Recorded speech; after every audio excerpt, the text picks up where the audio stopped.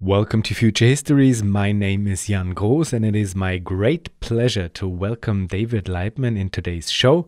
He is Professor Emeritus of Economics at Brooklyn College, New York, and editor of the journal Science and Society. David has written extensively about economic coordination and developed a model called Multilevel Democratic Iterative Coordination, which will be at the center of our conversation today.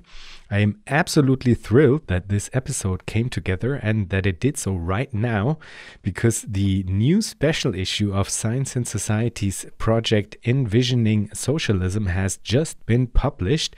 And these special issues, they are released only once every 10 years and are concerned with a topic that is of great importance for the investigations of this podcast, and that is democratic economic planning. The three predecessor issues appeared in Science and Society in spring 1992, 2002 and 2012.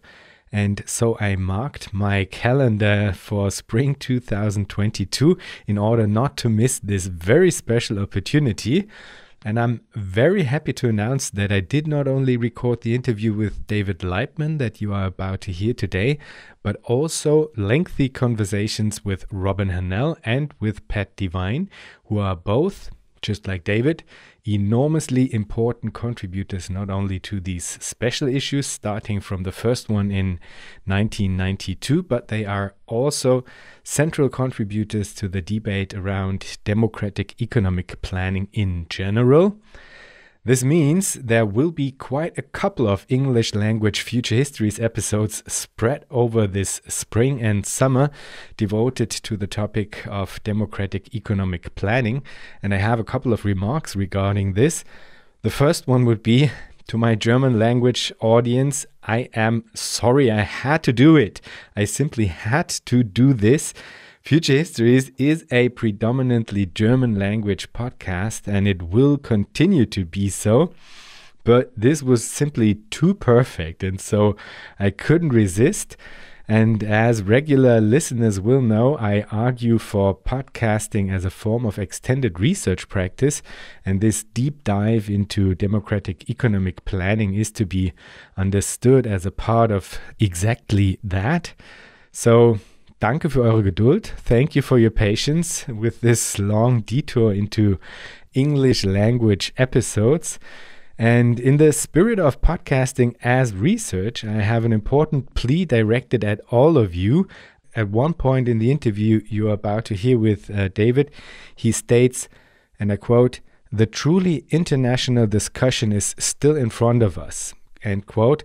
And I could not agree more. So please, if you know about interesting positions on democratic economic planning from the global south, then please write me. If everything works out as planned, I will feature guests from Chile soon, and planning in Kerala, India is also on my radar, as is the history of Soviet cybernetics, but I cannot stress this enough. If you know about interesting contemporary thinkers or experiments in democratic economic planning from the global south and non-Western positions in general, then please write me. You can reach me via jan@futurehistories.today. That's JAN @futurehistories.today. Very much looking forward to hearing about all these different approaches and experiments from all over the world. So now, please enjoy today's episode with David Laibman on multi-level democratic iterative coordination.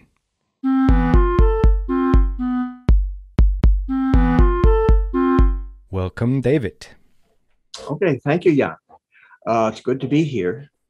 It's my pleasure. Before we get to your model specifically, let's start with a very basic definition. What is democratic economic planning? Okay, I was going to back up a little further before that, but I'll get to democratic economic planning in a moment. I wanted to start by referring to all of the buzz in the world around the concept of socialism as such. There's a lot of discussion of socialism, a renewal of interest, and this is, of course, very important for us, I think, and very important for the way the world is going to go. So I wanted to suggest a few distinctions. For many people, the word socialism means what I call ameliorative socialism. Ameliorate, make better, improve. And they can think of, and I can think of, all sorts of improvements that we want to make in the world. We want a world of equality, a world of solidarity, a world of participation, a world of security, dignity. These are some words that clearly come into the concept. And I'm happy to situate all the work that I'm doing and everyone who's working on what I call systemic socialism would be part of. We're all part of that. But we need to go further. The second distinction is what I call inspirational socialism. And it takes its cue from some phrases from the classics of Marxism, and not only Marxism, but there are inspirational socialists who refer to thinkers going much farther back. And here you have phrases like the world of the associated producers and the working class in power and the commonwealth of toil. One can go on, with these wonderful inspirational phrases from the past. And the kind of socialism that I gather many of the people who have participated in your symposium series is interested in, is going beyond that. In other words, we need to not just talk in general terms about the working class in power, or to use a phrase from the manifesto, where Marx and Engels speak about the condition for the free development of each is the condition for the free development of all. This kind of language, which is wonderful, but it clearly needs to be transcended. We need to put some meat on those bones, so to speak. And finally, you have speculative socialism, speculative utopian, where just like the kind of thing that Marx was so concerned to transcend in the early part of the 19th century, where there were all these writers, some of them very brilliant, putting forward completely arbitrary idealist visions of how things would work and telling everybody things will be done this way and you will have this kind of institution and that kind of institution. And Marx wanted to get away from that totally. So what's left? What's left is what I call systemic socialism, which is somewhere in a middle ground between simply saying we want to strive for equality and so forth, the values that socialists uphold, on one side, versus a kind of utopian or speculative arbitrary engineering of institutions, which Marx was quite clear, and I think most of his followers have gone on from that. You simply can't preordain. You can't write what Marx called recipes for the cook shops of the future. It just doesn't work. You have to see socialism as something that grows organically within the existing society and partakes of all of that history and sort of concentrates that history. So it's in that framework that I would talk about democratic coordination, democratic economic planning. And yes, as with my colleagues, Pat Devine, Robin Hahnel, Al Campbell, Cockshott and Cottrell, Paul Cockshott, Alan Cottrell, and a new contributor who works with them, Dave Zachariah, and many others who don't write in English. And for that, I apologize. I do read some Spanish and some Russian, but not enough to really say that I can represent the people who write in those languages. And the truly international discussion that we need is still in front of us. We haven't yet achieved that. And I'm as much to blame as anyone for that. But anyway, we're all talking about democratic economic planning and trying to figure out what that could possibly mean. So that's a sort of a preamble that gets us to the doorstep of the question we need to pursue. And apart from the way that you approach it specifically within your model, is there some kind of definition of democratic economic planning that you could provide? Well, I think the definition emerges in each of the separate models, and I'll have something to say about that because what I've tried to do in a recent paper, the subtitle of which is A Model of the Models, clearly the subtitle implies, what I'm trying to do is look at the way the various models are related to each other and to understand whether some kind of synthesis might be possible. When I know you have as a separate agenda item, we'll talk about the Science and Society special issue. And here I'm tempted to hold it up and show everybody, but I realize we're not, there's no visual here. We're on audio only. But it just came out. We have the special issue of Science and Society, which is the fourth special issue, which have been issued at 10-year intervals in the 02 years, 1992, 2002, 2012, and now 2022, at specific 10-year intervals. I kind of know why it worked out that way, but it did.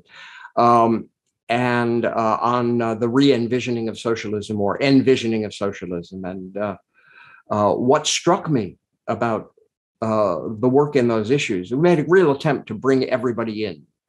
We brought in proponents of market socialism, which is the idea that, first of all, very important contribution. Markets and socialism are separable. They're not the markets and capitalism. Sorry, I misspoke.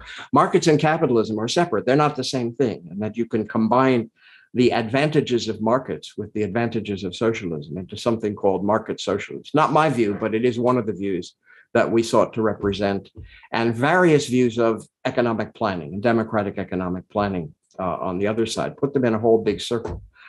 My perception of this from 1992 forward, as we did this work, was that people were talking past each other to some extent. We were saying something in one of the special issues, and then those of us who repeated and participated in the next special issue were saying the same things again, but that, to use a very favorite socialist economic term, convergence was not occurring. In other words, we didn't seem to be getting closer together. We didn't seem to be moving forward in that sense. And part of my recent work is an effort to overcome that, or an effort at least to address it, to address the problem of synthesis, convergence, transcendence, moving on to another stage. So that if we have another special issue in another 10 years, I won't be around to see it, but it'll be you might. It won't look the same as the one that came before, or the one that came before that. It will have moved forward. Of course, a lot depends on the world moving forward, and the progressive and working class movements of the world moving forward and taking these things to heart. And that is something that I cannot directly influence, but can hope for. Anyway, I like also to, I'll take it a little further. I like also to distinguish between different stages of socialism. And here lies a major confusion, in my view, that is very present in many of our minds. We fall into it. We mix these things up. We forget whether we're talking about stages of historical development. And if we're talking about that, then we definitely mean looking at actual historical societies in all their complexity, where you have the coexistence of different social forms. You have the coexistence of state administratively organized production, production directly under political control, and managed by a bureaucracy of some kind, that's carrying out the coordination functions and the control functions. And those bureaucracies have existed for thousands of years. You might just as well call some of the dynasties of ancient China socialist, because they were very large and sometimes very efficient. Surprisingly so, if you look into that history. Systems of coordination with legal structures, which the Chinese ancient philosophers were concerned to elaborate. And of course, they've existed in the modern world in recent centuries, and they continue to exist. So you take a country like China, for example, which has a large and important state sector. But that state sector also has state-owned enterprises, SOEs, which are often managed and run on a small scale. They're managed locally. but they exist as state-owned enterprises. And in the midst of that, you have capitalist enterprises competing with them. As we know, there's been some resurgence of actual capitalist relations in China, plus cooperatives, plus the international capitalist sector in special zones, where some regulations apply to them, and so forth and so on. In other words, you have a huge mix of systems. You have a mixed economy, to use a phrase from the Western, political economy literature.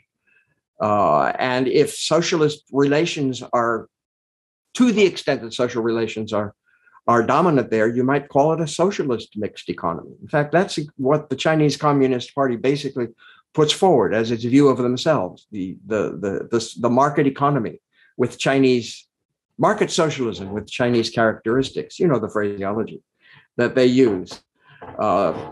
And from my point of view, that is all on one side. What the model, the MDIC model, as you named it, multi-level democratic iterative coordination, is about is not that. It's not about combination of different things in historical admixture with all of the contradictions and complexities that accompany that. Not that.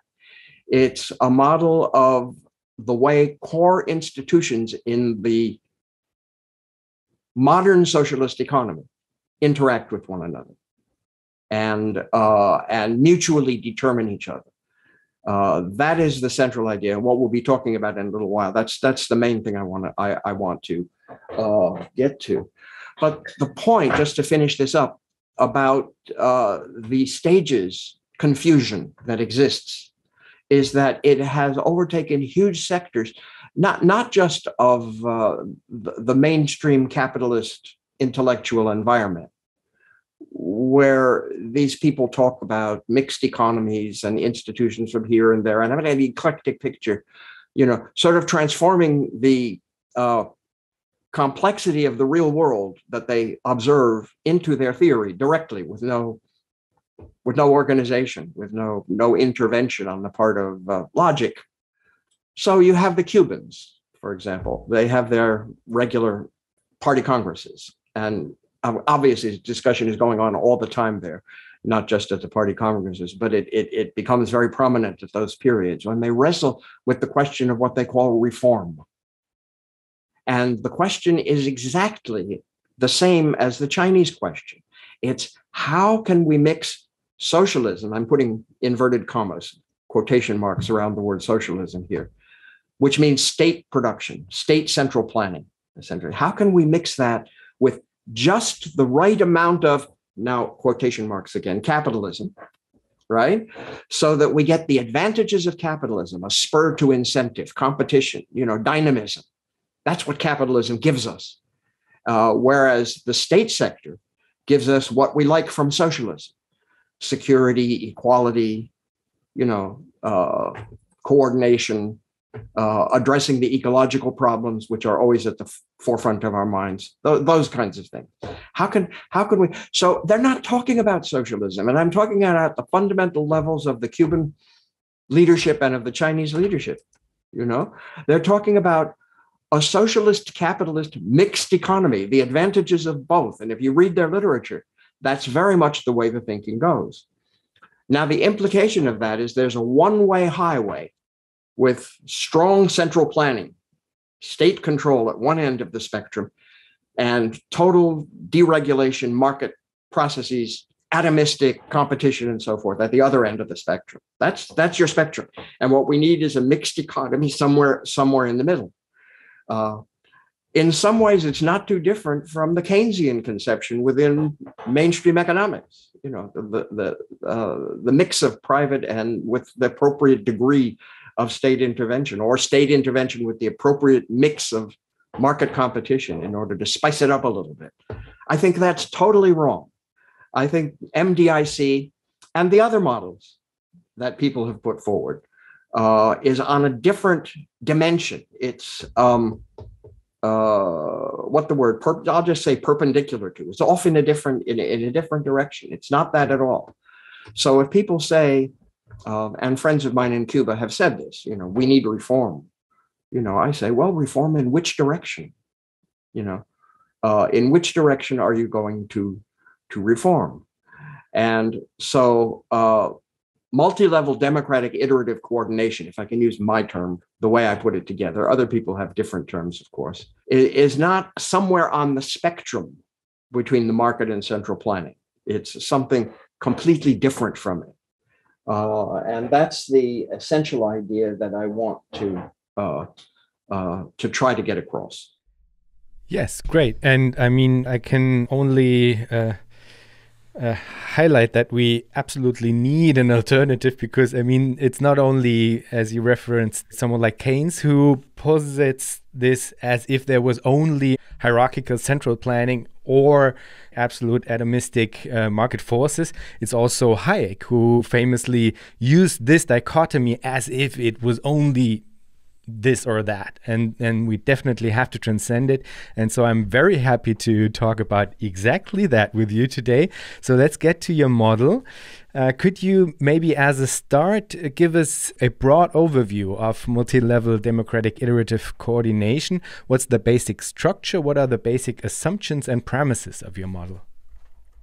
When you take the concept of democratic planning, just take those two words, an average person is going to scratch their head. They're going to say, what in the world can you possibly be talking about? Planning is creating something according to a single consistent vision. When a painter plans a painting, he doesn't consult a whole room full of people and say, well, should I put a tree here? Or should I put a house there or a stream there? The conception has to be kind of integral. It's kind of almost inherently coordinated. That's in the concept of planning. Democracy, on the other hand, is a multitude of individual wills, pulling in different directions. Now, if you're not going to coordinate that with a market or with elections in the political sphere, we'll just decide by having votes. If you're not going to coordinate that way, how are you going to combine planning and democracy? If people are involved in planning, they're going to say, well, someone's going to say, I think we should do this. And someone else is going to say, I think we should do that. Well, what if this and that don't work, don't fit together? Someone else is going to have to figure out a way to reconcile them, to bring about, it might take the form of a compromise, or something is going to have to happen. Anything you want to say about the constraints so that nobody's vital interests are threatened, sure. We can obviously bring that on board, but you still have a conflict. So this is the binary. You referred to it before, the idea, and it's present in Hayek and the libertarian thinkers at one end of the spectrum, plus the mixed economy people. Everyone is worried about this, but you never get away from that single dimension. You never get away from that single idea that somehow we're going to have to find some kind of a muddled up compromise in the middle. If you want that, if you're Hayek, you want to stay at one end, but that's clear. How are you going to do this? And the answer that emerged from the experience of first attempt socialist construction in the 20th century is the iterative concept. So I can start with that in answer to your question. What's the central aspect of multi-level democratic iterative coordination? And the idea is really very simple. The center, I'm going to speak of the center and the enterprise. I'm going to speak of, first of all, I'm going to speak of two levels. The model says multi-level, and that implies there could be more than two, which we could analyze later. But I'll work with a simple conception of two levels, top and bottom, center and I don't want to say periphery. That brings in another level of thinking, but center and decenter or local. Okay. The center essentially defines a grand plan for one of its enterprises, for all of its enterprises, but we'll talk about a particular one, which is the basic nature of the enterprise, the basic nature of its function, the kind of goods or services that it delivers to the society as a whole. And says, this is what we see as your baseline. Essentially, this is a point at which my model says the enterprise is not autonomous. Now, there's an idea out there that, which is another one of these unanalyzed terms that people sometimes use a lot, self-management. And a lot of pro-socialist and socialist advocacy people speak about self-management. And what we have to have is a lot of self-management. If you analyze self-management, you have to ask, what does that mean? Who is the self? And of course, the self is a hierarchy of levels. At one level, the self is a single individual. At another level, the self is the society as a whole, but who speaks for the society as a whole? And there are many intermediate levels. There are sort of like non-governmental organizations. There are stakeholders at middle levels of that process. Some of the people you've been talking to and are continuing to talk about stakeholders a lot and stakeholder democracy. Good. So there are all these levels. The enterprise belongs to society as a whole. Society as a whole consists essentially, let's assume, of its working people. It is the working class in power. Okay. We'll assume that remnants of the billionaire class are no longer a significant social force. They're gone. So everyone is working people, but with all differentiations within us, different kinds of work and different levels. But that's the overall social control of the enterprise. So the first starting point is the enterprise can't simply sell its assets and move to another country or change fields completely, change from being in manufacturing production and move over to services or agriculture or something else. The enterprise has a defined role, and it has certain properties that have been devolved upon it, means of production that are under its control, and which it is responsible to society for the management of. So I guess the first point is the production units of our MDIC socialist economy are not autonomous entities existing without any connection to the rest of themselves, the rest of the economy. So that's the first level of control. Now, from that point onward, the enterprises are responsible for determining their plan. They're responsible for figuring out for the forthcoming period what they're going to do. And this is the importance of the planning phase as well as the execution phase. Planning in highly authoritarian systems like the capitalist one, people say, don't worry about planning. It's the results that matter. It even works its way into the epistemology of the economic theorists, positivism. We're interested in results. Don't worry about planning. Planning sort of takes place in the head of the entrepreneur, and is kind of a fleeting moment that we can hardly analyze. But a socialist conception sees planning and execution as two interrelated phases. They aren't separate in time, although in early phases of 20th century planning, often they were. But the idea is planning and execution are simultaneous, but never merged into one another. They flow into one another, but they have distinct qualities. So you have a central body, which essentially at the beginning of what I'll call the planning phase of this process says, okay, get started. And the key thing is that the enterprises are responsible for figuring that out. The enterprise has to figure out what it will produce, the quantity of output that it's going to target, the assortment of that output, the quality of the output, measures of quality, a rough idea of the intended recipients of the output, where the demand will come from, how the output will be distributed to either other producers or final stores, for distribution to consumers. The enterprise will have to figure out its technology plan. It'll have to figure out what resources it wants to devote to technical progress. It'll have to make organizational goals and set them. It'll have to do all these things. And then that will require a lot of interactions with the rest of the economy, because there's a great deal of division of labor. And therefore, there will have to be exchange in the raw sense that goods will have to move from one producing unit to another. Goods and resources of all different kinds, including human resources, will have to be shared out and allocated and coordinated. So the enterprise, when it produces its plan, has all sorts of implicit demands upon the rest of society, raw materials that it needs, power sources, et cetera, et cetera, et cetera. Okay. And in the next round of this iterative process, the center has to take all that and say, does it fit or doesn't it fit? You know, and you can think of this momentarily in a very simple supply and demand way, you know, which is an element of the whole picture. It isn't the whole picture, but it is an element, you know, is the total amount of a certain grade of steel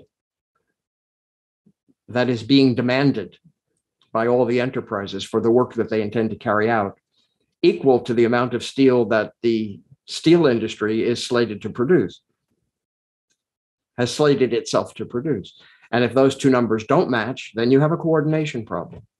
And so we'll try to solve that problem by allocating additional resources to steel, by finding workarounds, or by scaling back the production plans of the other enterprises. And so it's a vast interconnected network that has to be rendered consistent.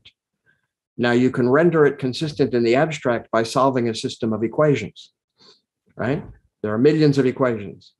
And then we get into the old millions of equations critique of socialism. It's really a critique of central planning. The central planners just don't have the information and they don't have the technology to do it. They can't. It's too big. You know? And so we have to let the market do it. That's the old binary. That's the old way of thinking, right?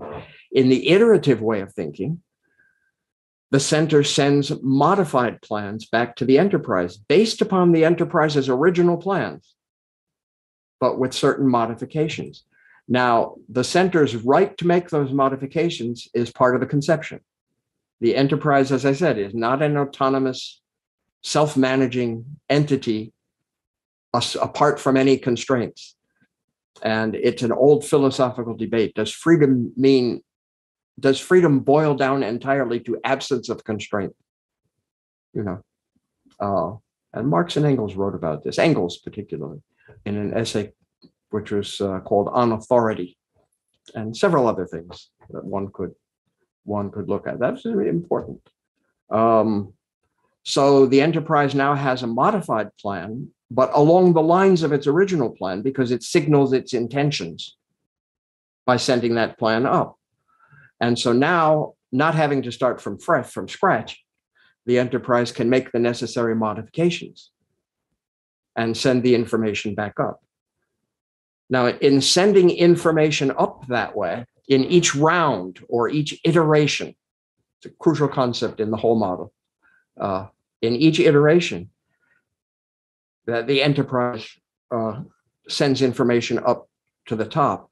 The enterprise is revealing its actual potentials, its actual capacities to do things.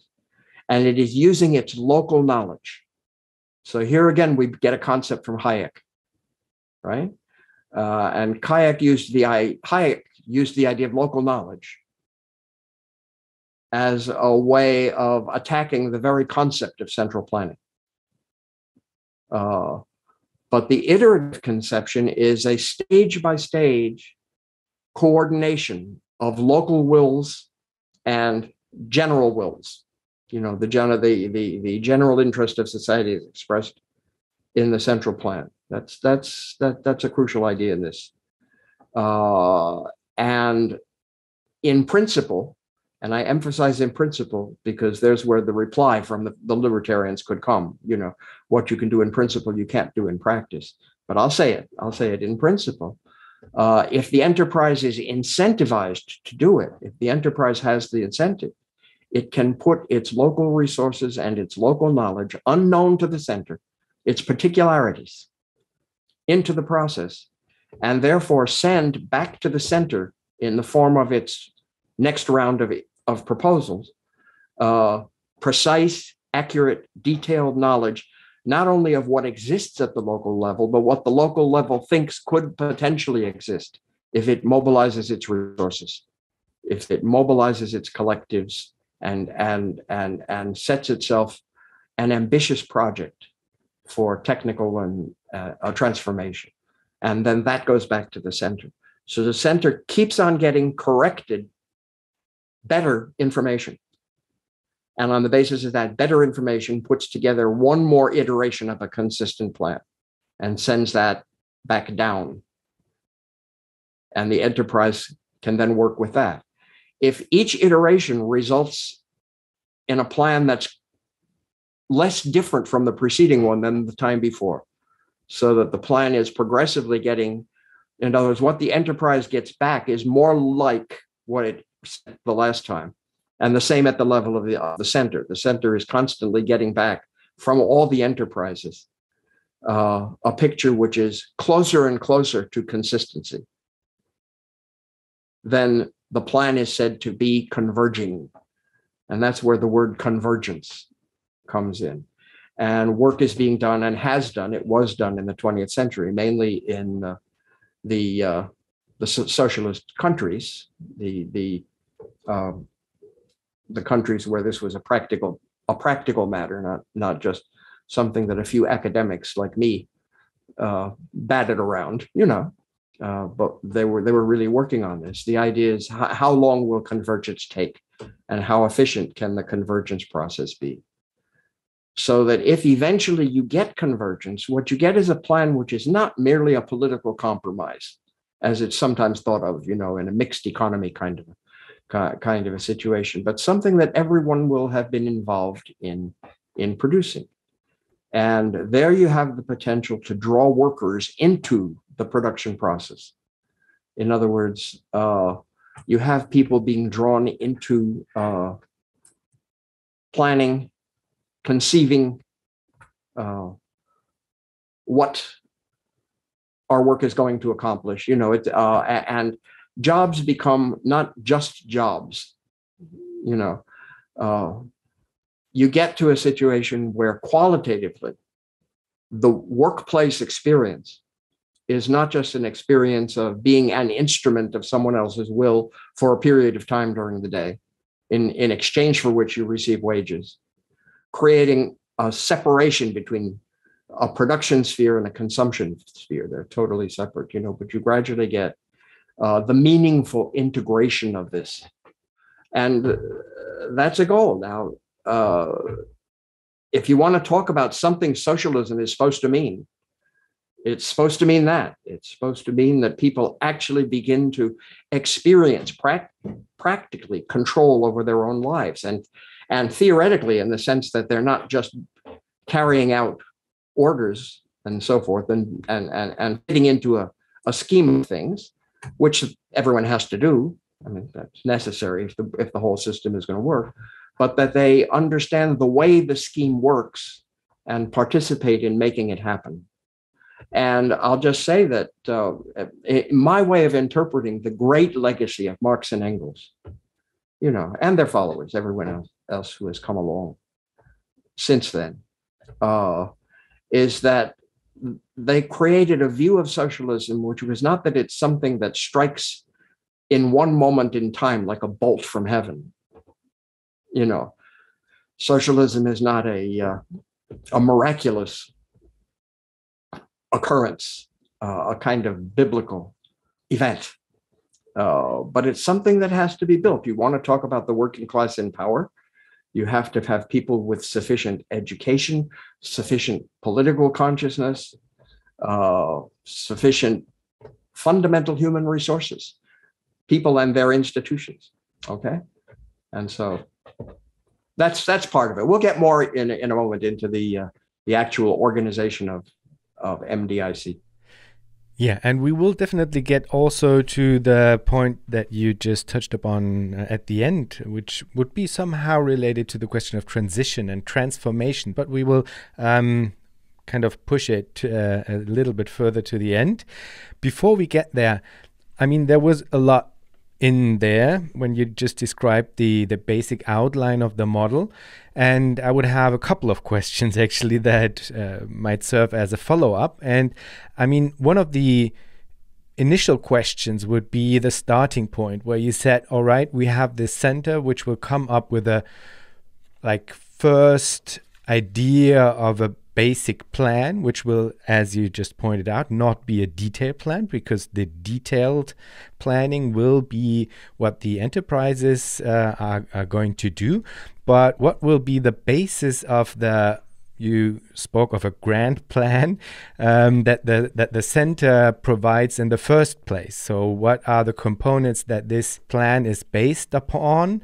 And maybe let's just leave it there. What's the basic starting point when it comes to that? Okay. It boils down to what is the center there for? What is the role of the center? That's every question is a big question, but that's a big question. I'll try to be as brief as possible. The first point is we want to avoid another conceptual miscue that is often present in people's thinking about this. People associate democracy with the lower levels, the local levels. You know, if you have people participating in planning, they're participating at their enterprise, you know, at their workplace, for example. They're not participating over there. I would like to emphasize that what I'm calling the center is also a site for democratic participation. And I mean this in two different ways. Now, first of all, we have to be clear. If we're talking about a society with several 100 million people, you know, a huge country. I mean, countries are different sizes, or at least dozens of millions of people in a country of a reasonable size. We can't talk about everybody cramming into a room and participating in a decision by raising their hands, you know, and exercising a democratic voice in that direct democracy sense. We can't imagine a town meeting democracy on the level of a modern country, and no one is trying to do that.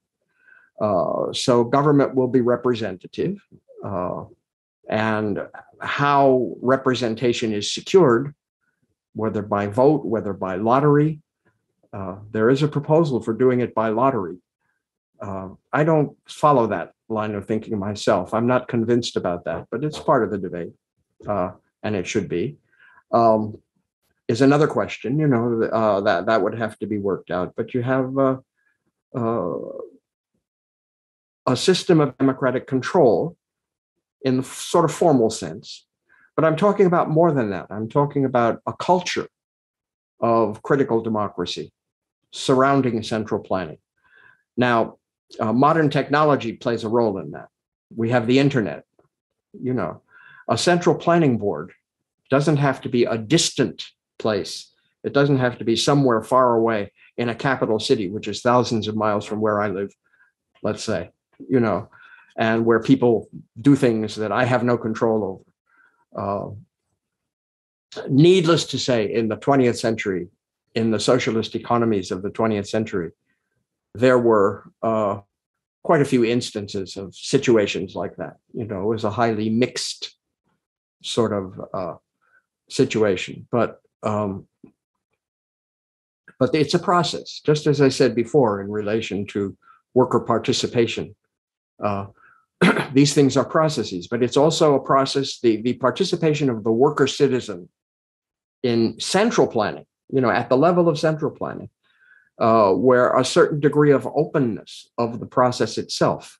In other words, the evolving plan doesn't have to be something, let's say a certain stage of the central plan, moving toward consistency along the path of convergence. You know, you have a central plan. It doesn't have to be, you don't have to wait until it's announced. You can read it on the internet. You can go on the central planning website and you can see what it is. And then there will be enormous critical commentary on that. You know, I like to say we're talking about central planning within the sights of the bloggers and the cartoonists. And the critical process in society as a whole. This would be part of the culture of central as well as decentral levels of planning, so that that quality has got to be part of our deliberations. Now, that having been said, what does central planning do? Which is, I think, what your question actually was. Well, first of all, it achieves overall coordination, but that's just part of it. Beyond that, it organizes the discussion of planning as such. Now, you'll notice that I use the term multi-level democratic iterative coordination. I used the word coordination at the end of that little acronym, MDIC. I didn't call it multi-level democratic iterative planning. And I had a reason for that. I think the word planning has a connotation that ought to be preserved. It's planning for the future. It's forward-looking planning. And that is not just the problem of how do we put the puzzle together now, but how do we think about the way we want our society, and eventually our societies, think of a global level, to evolve in the decades to come. Foremost there is the question of sustainability, the question of how do we want to evolve human activity in a way that enhances and protects the Earth's environment and the ultimate constraint, the limitation of resources, of planetary resources available to us. I won't talk about Star Trek and the Federation of Planets or anything. That's science fiction or speculative fiction, so we'll leave that for the future. But right now we're talking about planet Earth and its limited resources and so forth. A view to the future, a long time horizon, is very central to what a central planning element within the overall planning process, not central planning, quote unquote, but the central component within a dynamic iterative process. That is something that the central planning component can contribute. A sense of the long time horizon, of the need to protect the Earth from global warming, and the need to protect the ozone layer. I can go on, but there's a huge literature on this. And this aspect is very important. And those constraints involve studying the interaction among the activities of all of the economies and all of the local units of all of the economies together. In principle, this cannot be done at the local level. This is something that can't be, obviously, people everywhere can have opinions on it and should have those opinions expressed, and the critical deliberative process should be taking place. There's no question about that. But this is something that can only be worked into meaningful long-term plans, dynamic, future-oriented plans at a level which has a coordinating perspective for the overall. So that's one thing, major thing, that central planning can do. There's also something that's very hard. We need to do a lot of background on this, and I need to do a lot of background for myself because I'm teaching it to myself over the years. But I want to say something very controversial about prices. There is a widespread idea that we can develop some kind of optimal prices, the best prices. But that if we do, what we will be doing is imitating what exists in a general equilibrium of competitive markets. That the market model is the model for what the price vector, that is the list of all the prices, ordered list in the economy, what that should look like, what the internal proportions in that list will be, is somehow like planning something that is what a spontaneous market mechanism with either socialist or capitalist property relations, regardless, a planning mechanism, a market mechanism, unplanned, would accomplish. And I think that's wrong.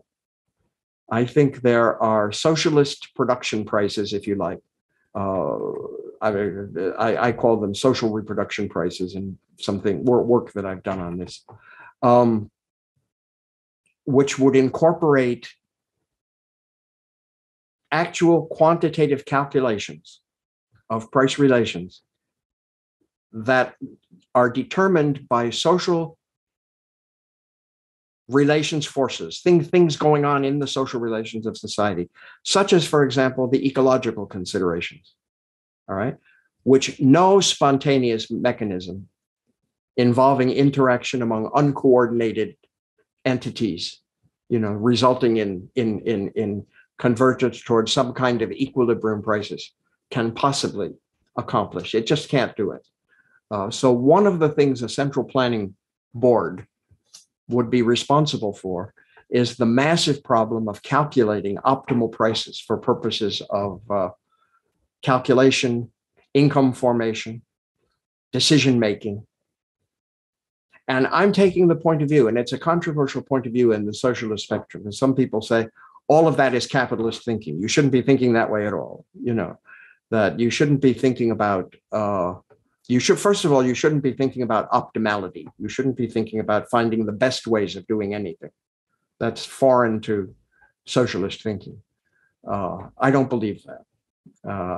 I believe optimization in that sense is too important to be left to capitalist property owners.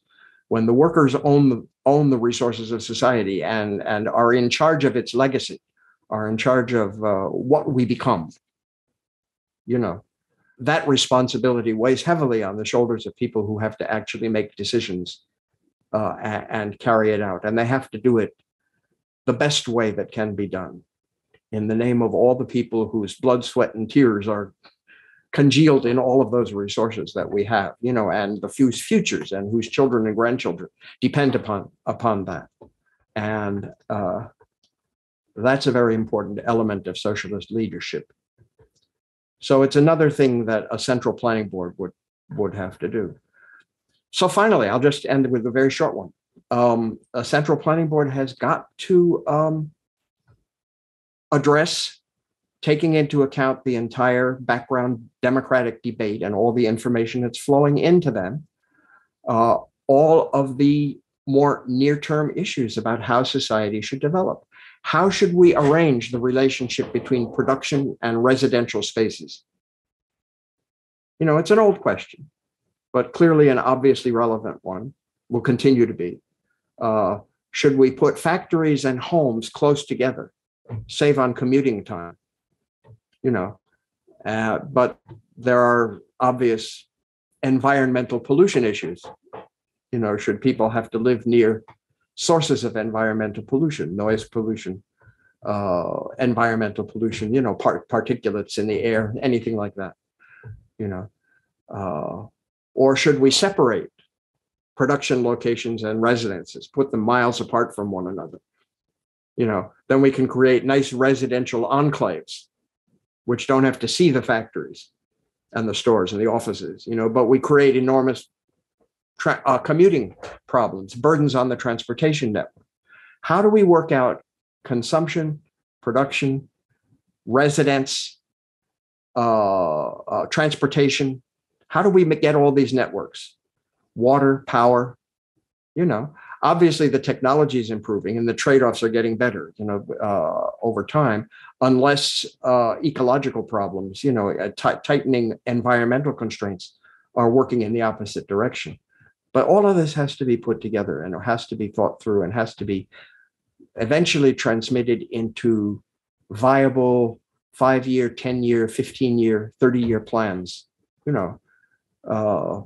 which reflect the formation of a democratic consensus. They reflect the best that technology can give us, and they reflect the overall balance of resources. And these are problems that can't be solved at a local level. The local level participates in them, but the local level can't. You can't have 10 million separate plans to address the problem of human interaction with the environment over the next 20, 30, 40, 50 years. Can't happen. That's the central component, and some of the things which it has to do.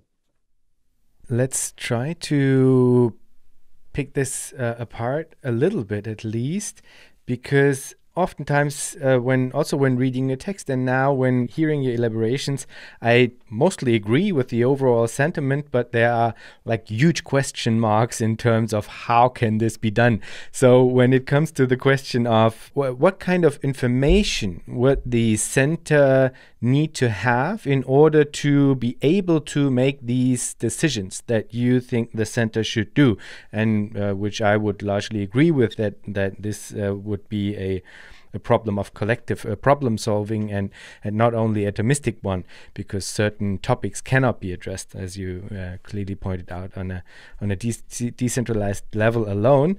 But what is the flow of information? So I need to come back to this question. If you state that the center, for example, will have to calculate, I think they are called price lists, which include social reproduction prices for broad categories of goods, as I understand it, then what would be the informational basis on top of which this would be calculated? And you also explained that it would not only be a parametric part which needs to be considered, but also a very social one that needs to be considered, and it needs to flow into these forms of calculation done by the center. But I think it is of crucial importance first to ask, okay, what's the information, the exact information that flows into it?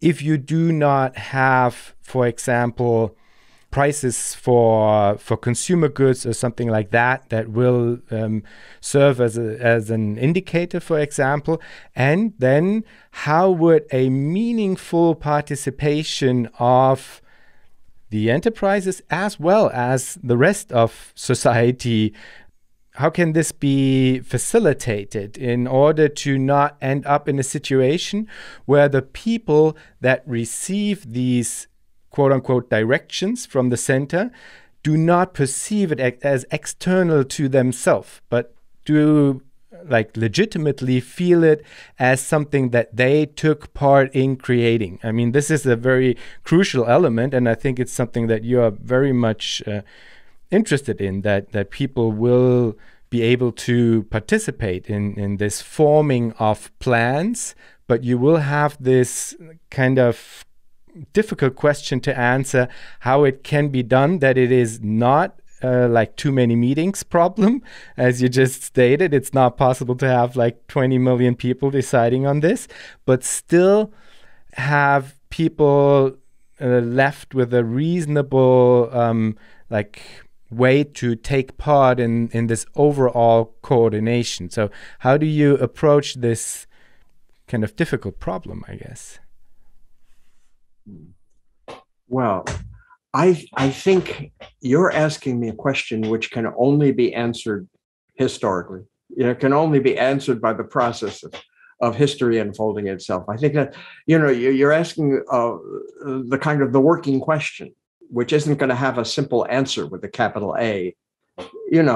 It's to an ordinary, we always use this word ordinary, but a rank and file socialist and socially conscious and socialist educated working person in an enterprise, a price list is announced and it's available on the internet, which is a very big. Now in price theory, you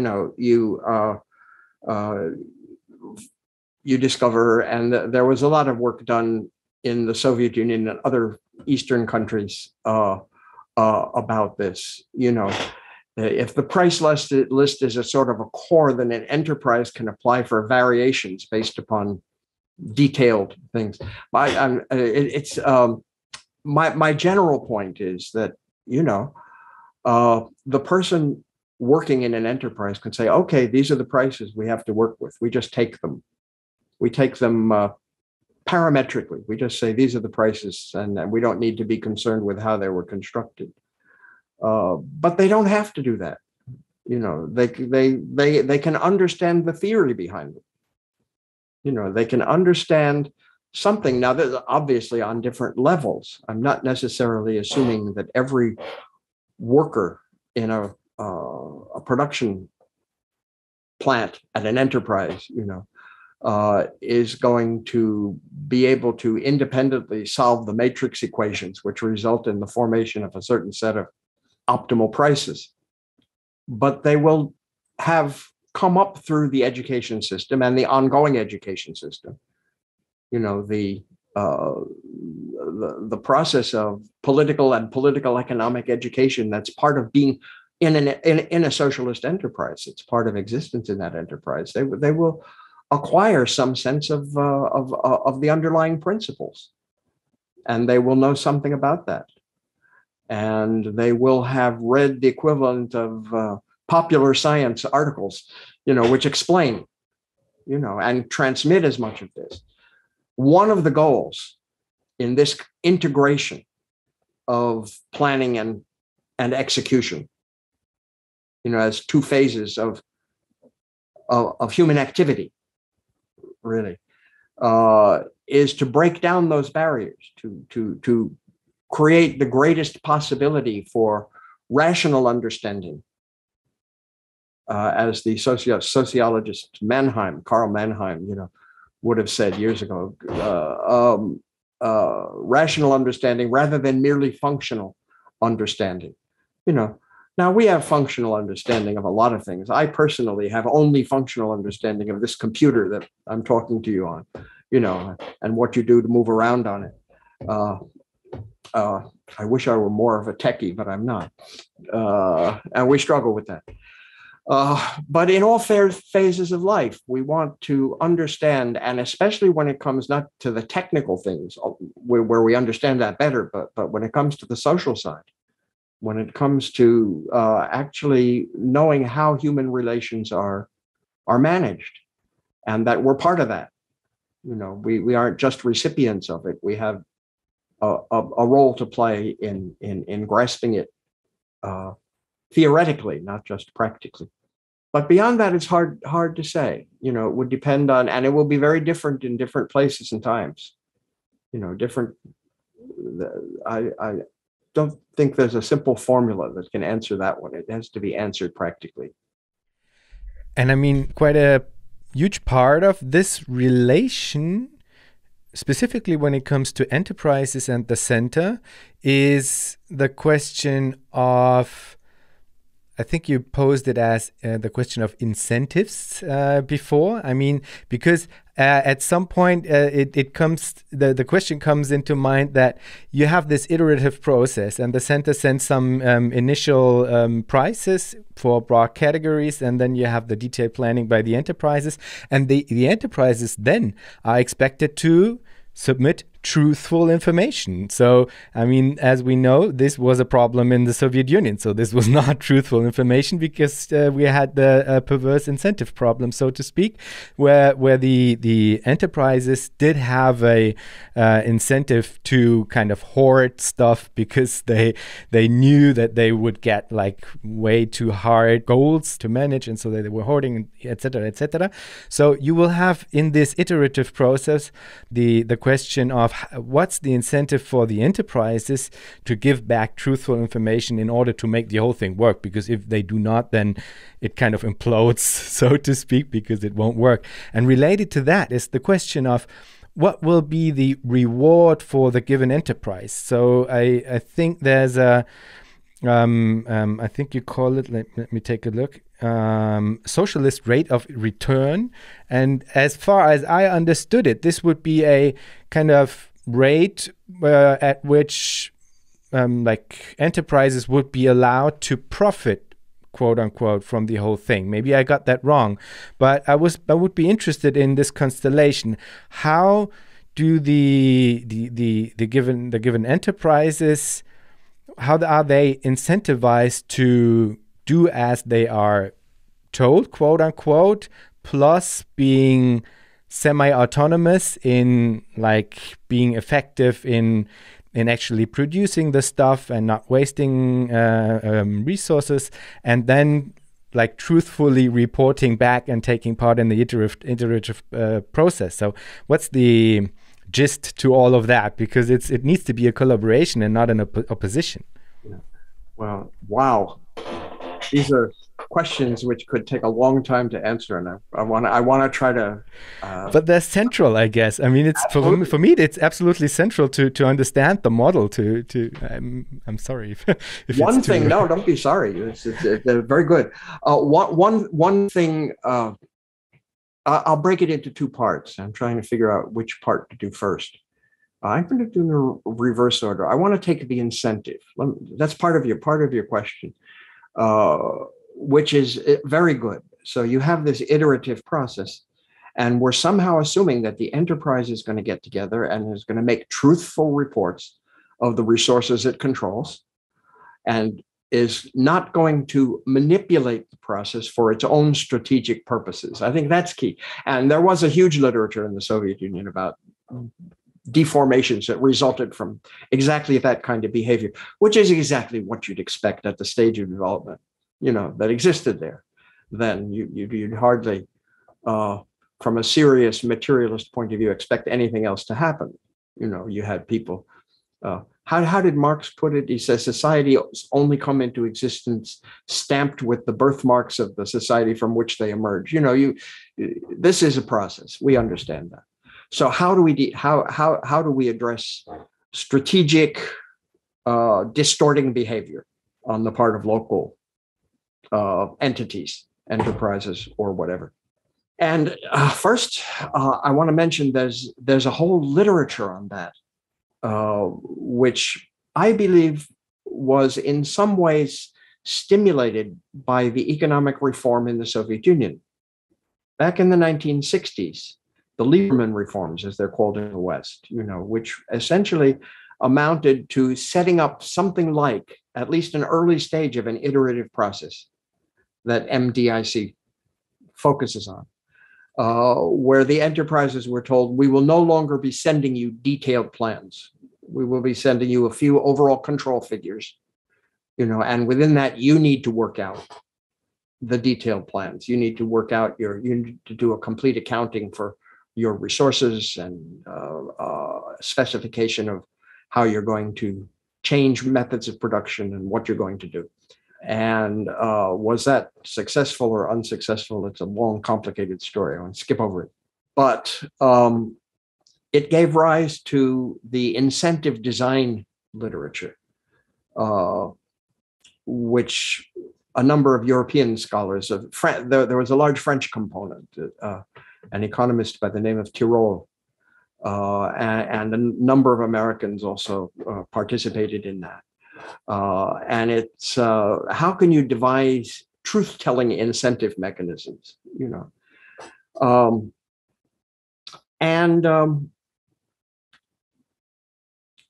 essentially, I have an answer. I'm not going to try to elaborate it too much because we don't even have visuals. We only have sound. And even to the extent that I understand it, which is that I've been able to take it. I think in the usual thinking about this, there's another binary, another one of these either or kind of situations. And in this case, the either or is that people say, some mathematical economists say, either you assume that people are socially motivated and have high moral values, and will simply act in the public interest because that's the kind of people they are. You assume glorious people out of whom you will build a glorious society, or you have to give up. Those are the two alternatives, right?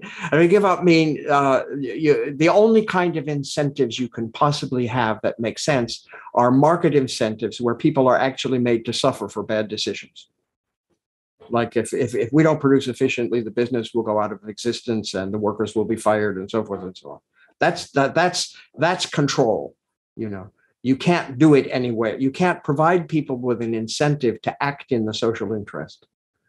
You can only, and you don't have to provide them with an incentive to act in their personal interest. That's human nature. They'll do that, right, by themselves.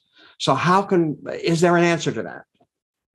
And I believe there is, and it resides in something I call It's a complicated phrase, but I'll give it to you because then I'll be able to refer to it. In the collective morale function. Okay. Now, let me set an environment to explain this. There's an enterprise. Okay. And the enterprise is required to form a plan.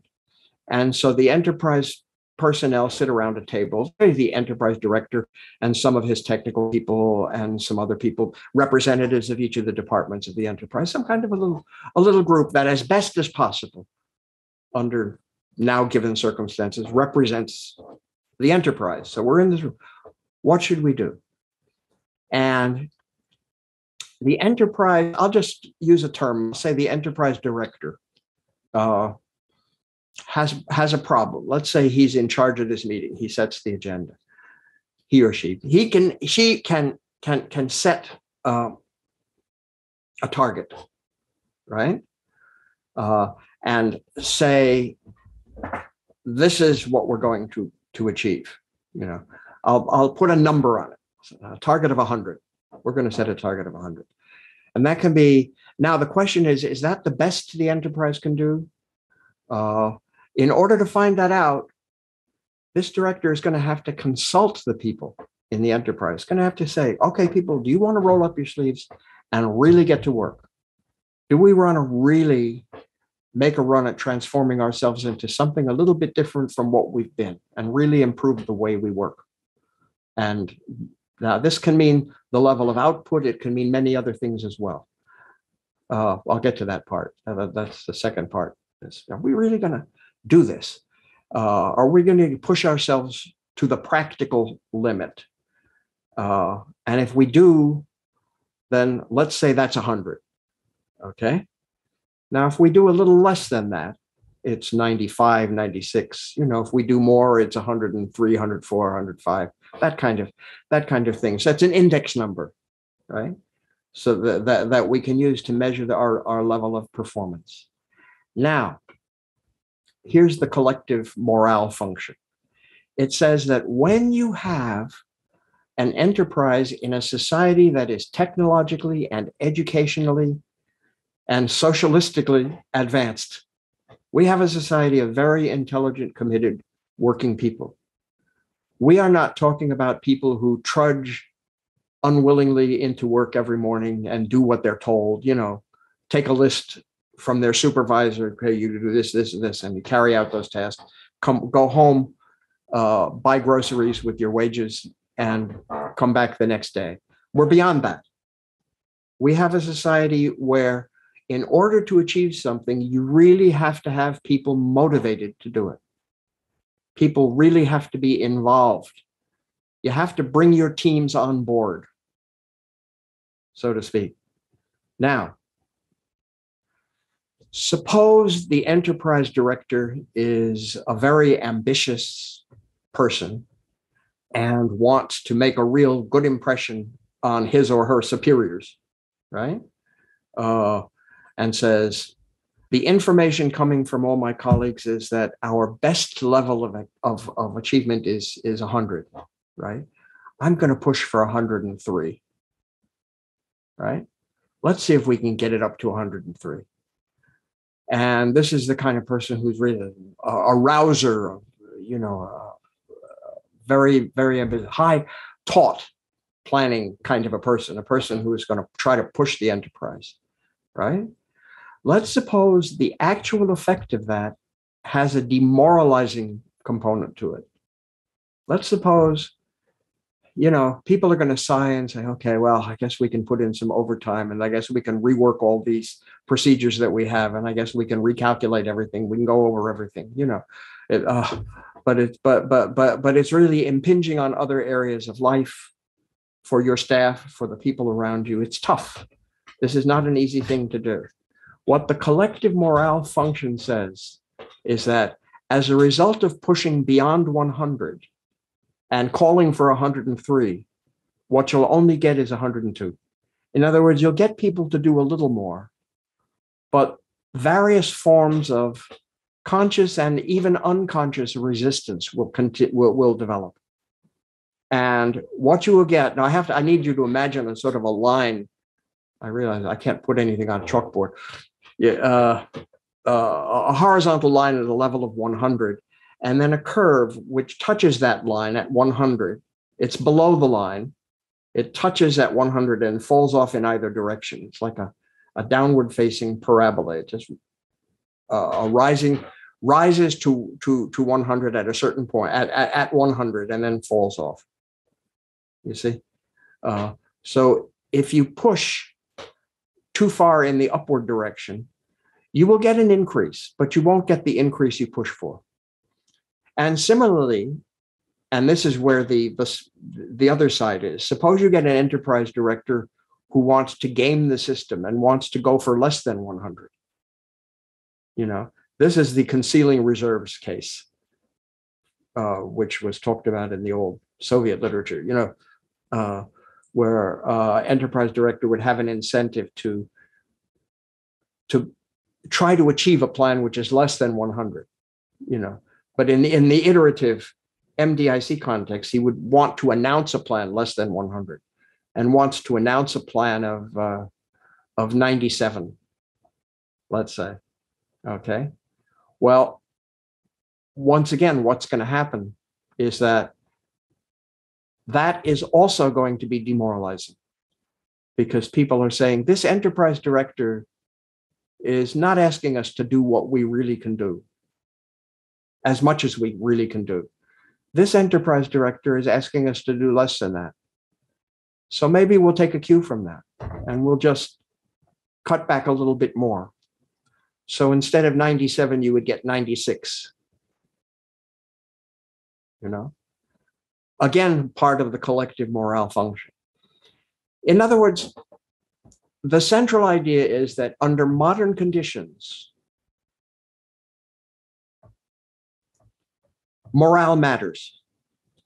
And for morale to be invoked, for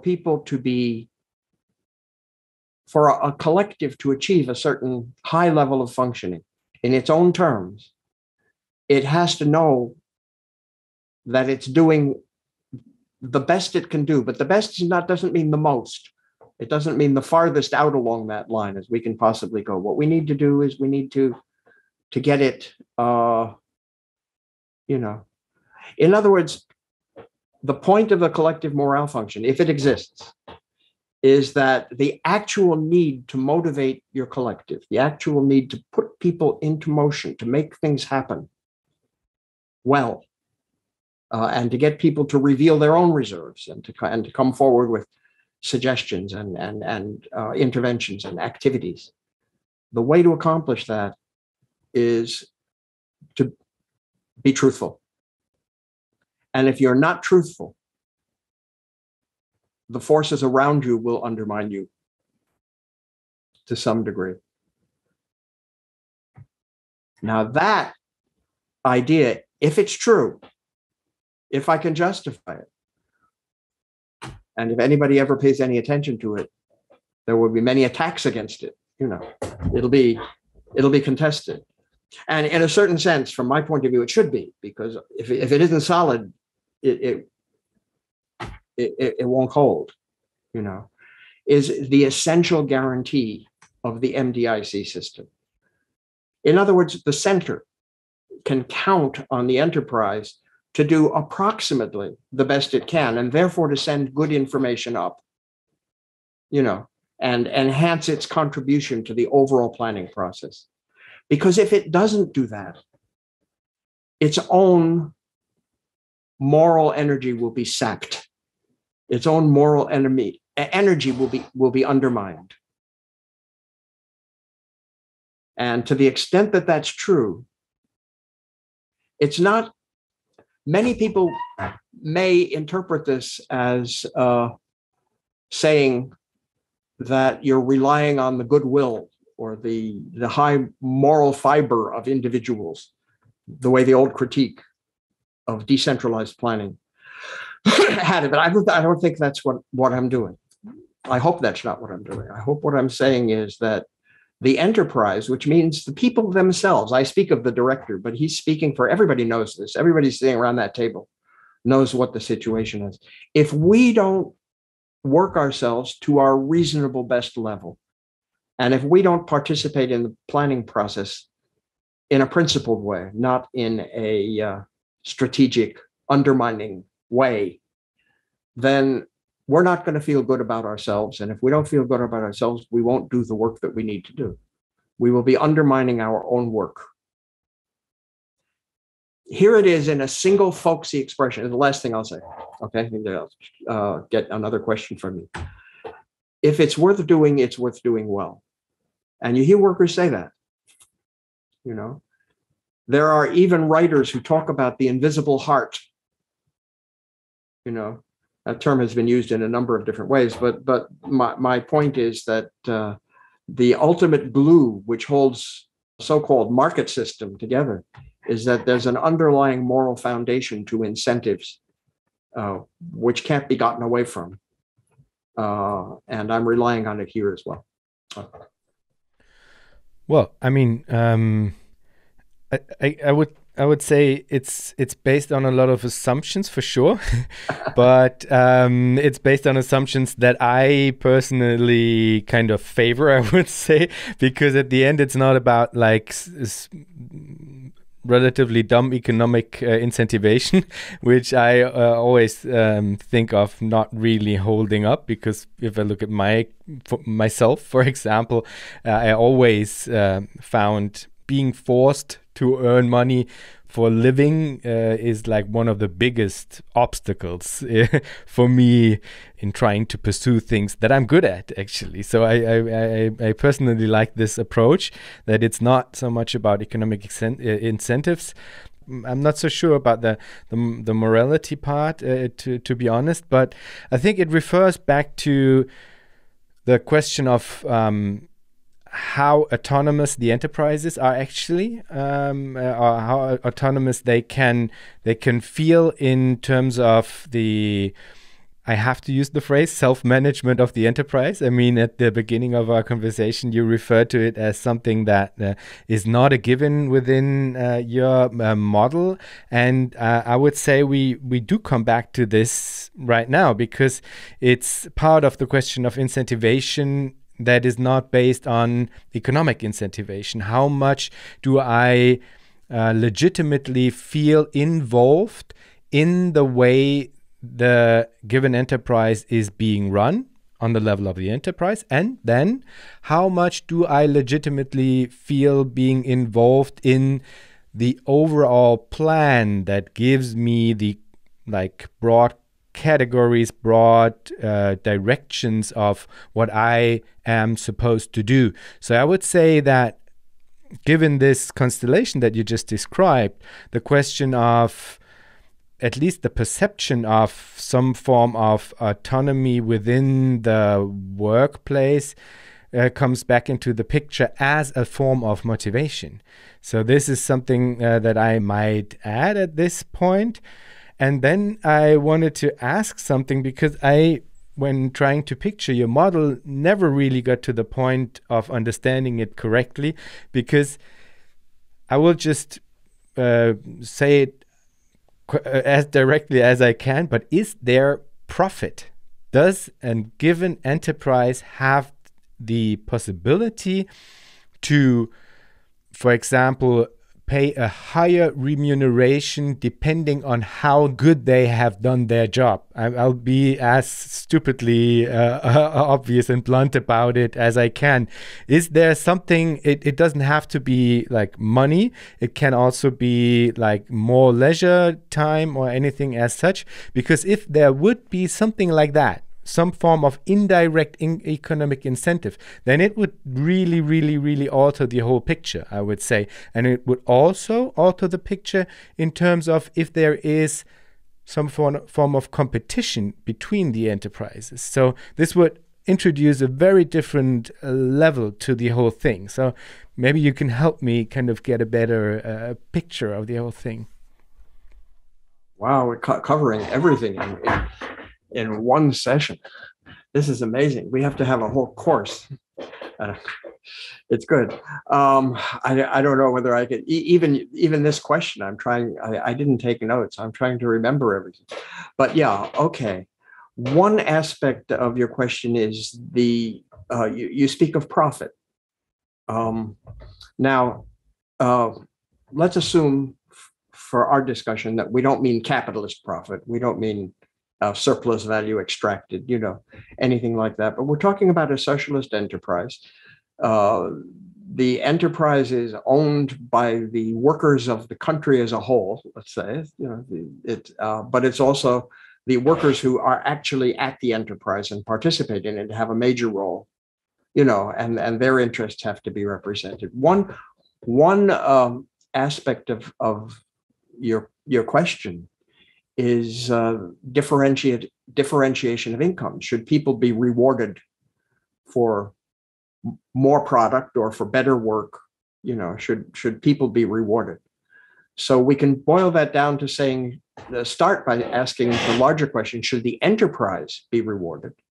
Should there be a stream of income to the enterprise? We can even call it profit, as long as we understand that the word profit is one of those tricky words that means different things in different contexts. We know that, so we'll just use it. Should the enterprise receive a profit based upon an evaluation of its work?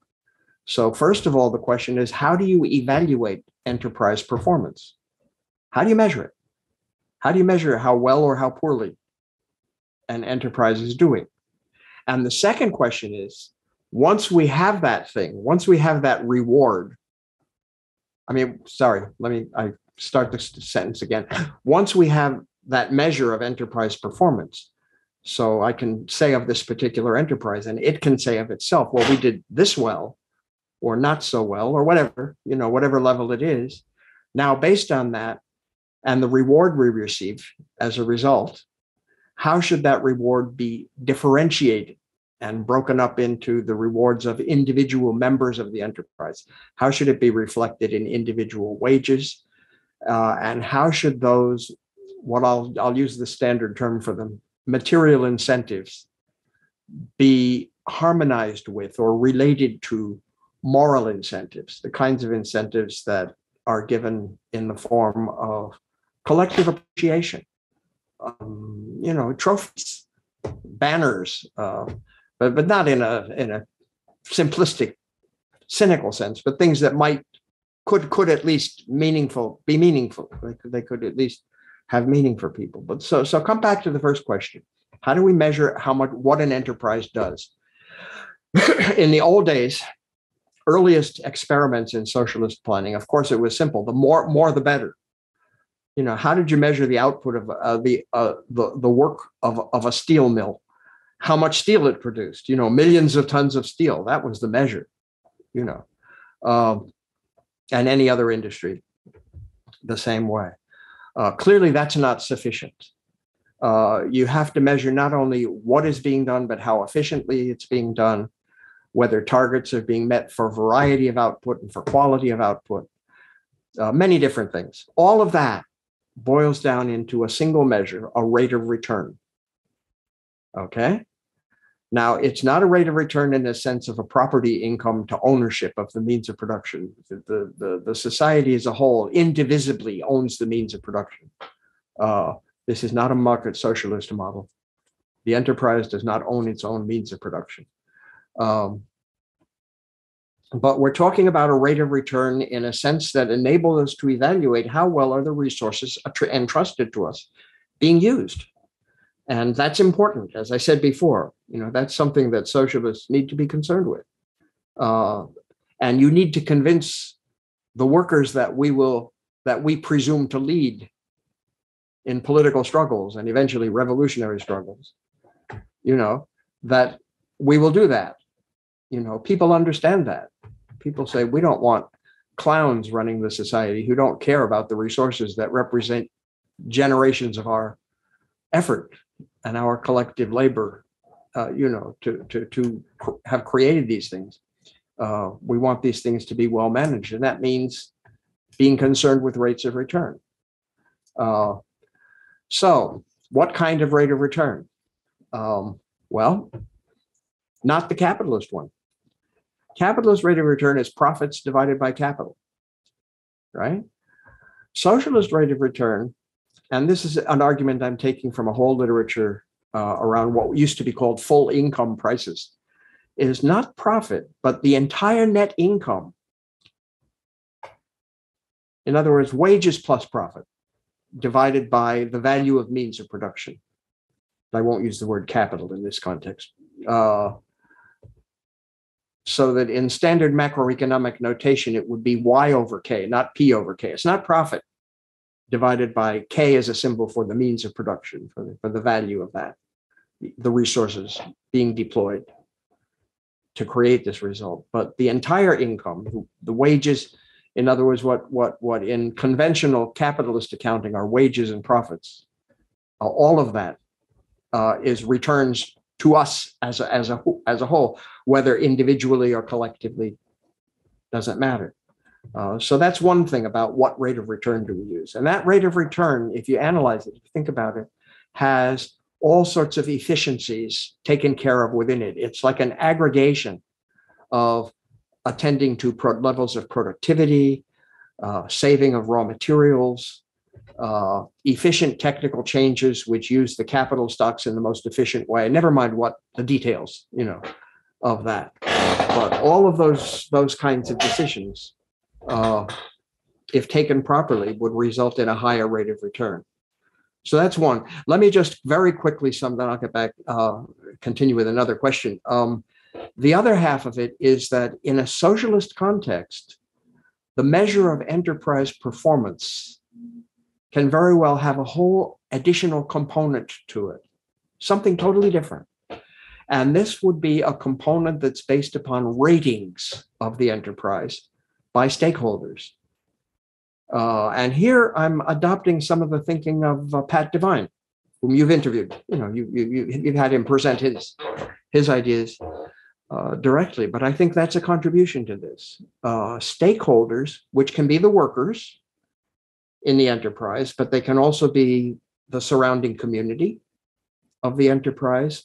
They can be people who are interested in and qualified to examine the enterprise's work in relation to ecology goals, sustainability and so forth, and emissions and so forth. Industry representatives, people who vote essentially on how well the enterprise relates to other enterprises in the industry. I'll tell you, in the Soviet Union, for example, they used to have programs where an advanced enterprise would take a lagging enterprise under its wing, and form mentorship relationships, where they would work on the technical skills of the workers in the lagging enterprise and try to eliminate deficiencies. And finally, very importantly, I would say, this is a socialist society, and we're interested in building a solidarian working class. We're interested in overcoming all existing vestiges of racism, misogyny, exclusive nationalisms, all of these perverse ideologies that keep us from unifying fully and developing our potential. How well is the enterprise addressing that? How well is the enterprise addressing gender relations within the plant and helping to address problems there and advance equality in that sense? And all of those things, those various evaluations would be supplied to a component of the formula.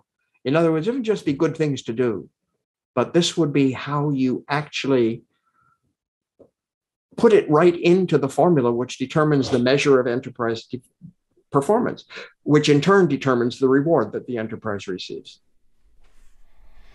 Okay, so there would be the possibility of a reward in terms of money, so to speak. Depending on basic performance and social indicators, I think you call that. Not money as such, but money as representing real income, real purchasing power. Yeah, a material incentive. Yeah, absolutely. But there's money. There is money in your model, isn't it? Well, yes, in the sense that it's implicit.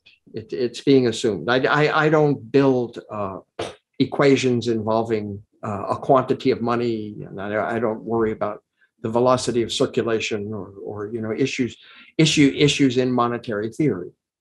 But yes, I am assuming that for a reasonable period of time, in an early stage of development of mature socialism, or MDIC socialism, some form of monetary unit would be used, as monetary units were used in the planned economies of Eastern Europe and the Soviet Union, or we could speak of the currencies in place in capitalist countries and today. Here, there's a lot of confusion on the left. I think a lot of people on the left go immediately to a very utopian view. We should abolish money, I think what you want to abolish is what social relations get carried in monetary form in a capitalist society, and not necessarily even abolish those, but eliminate them as the possibility arises. It's one thing to say we're going to abolish something, it is stroke, and it's another thing to say we've reached a level of development where this can now be attenuated, or these aspects of money can wither away. But Marx was very clear on this. He said money is one of the last forms of coercion,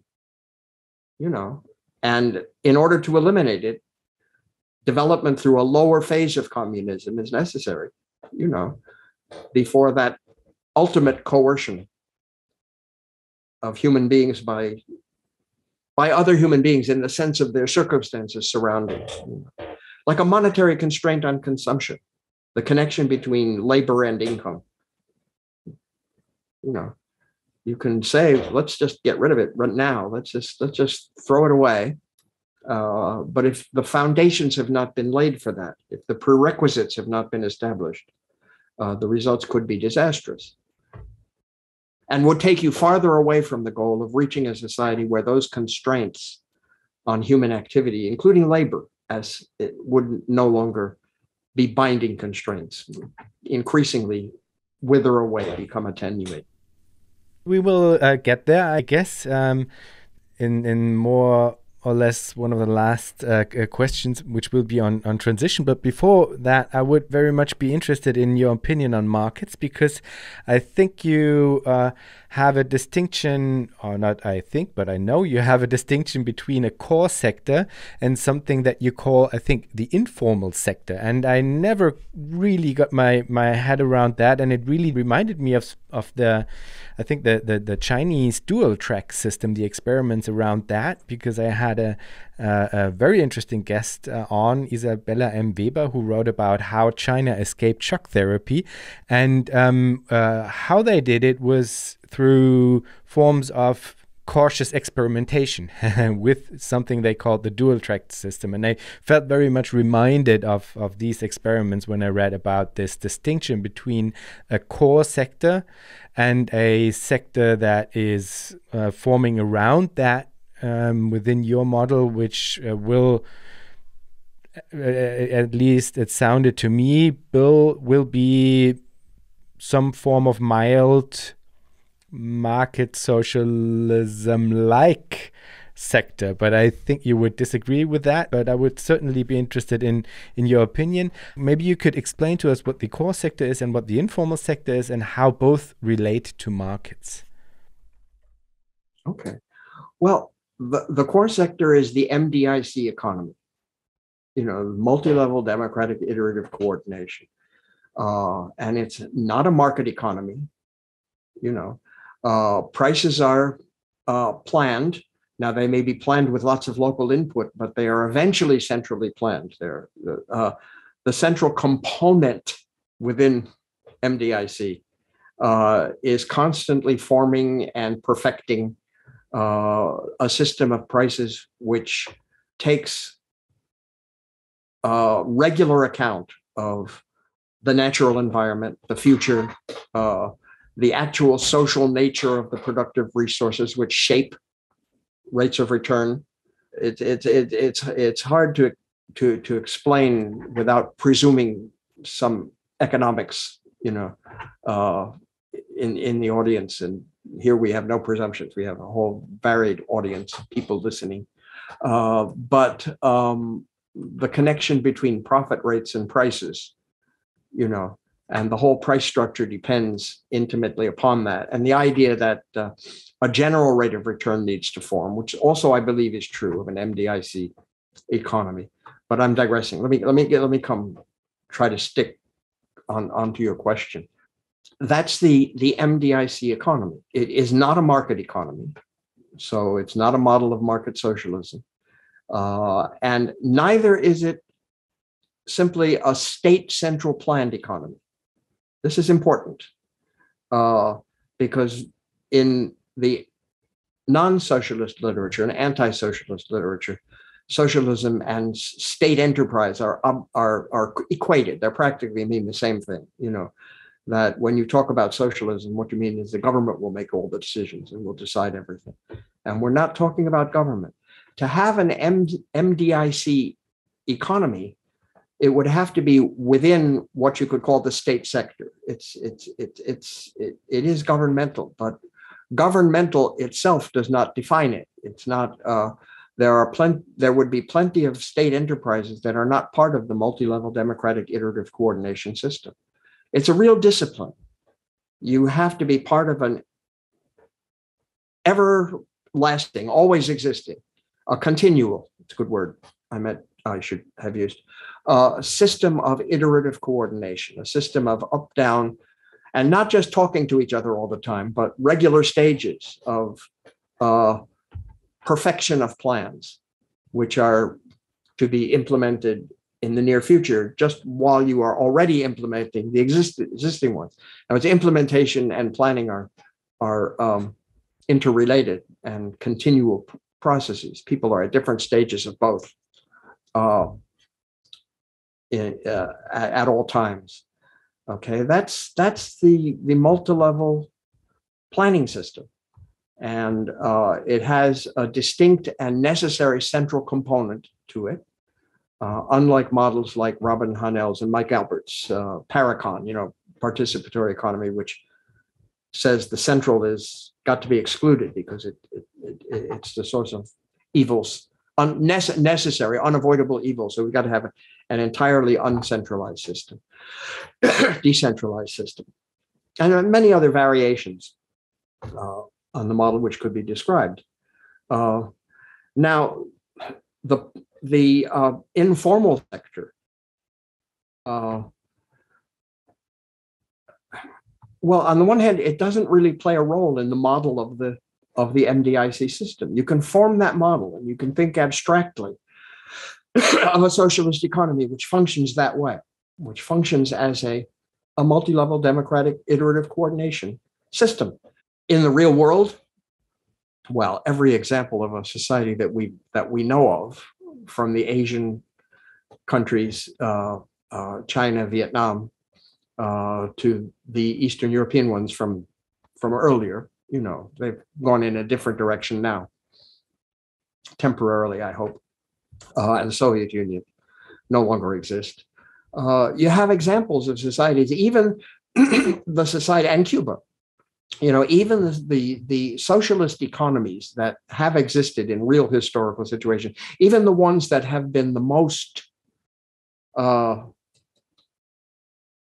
pure, non-informal, have had huge informal sectors. The Soviet Union had the collective farm sector. It had a kind of an informal services sector because they always had difficulty integrating services into the planning mechanism.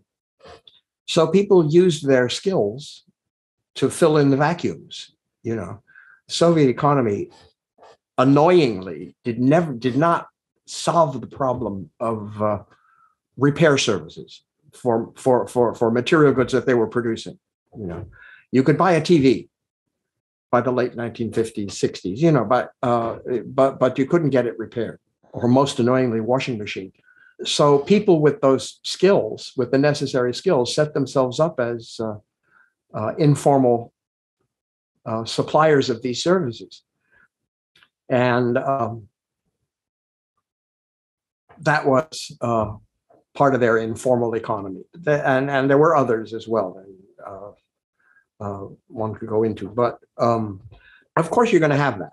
That's going to be part of the real life process.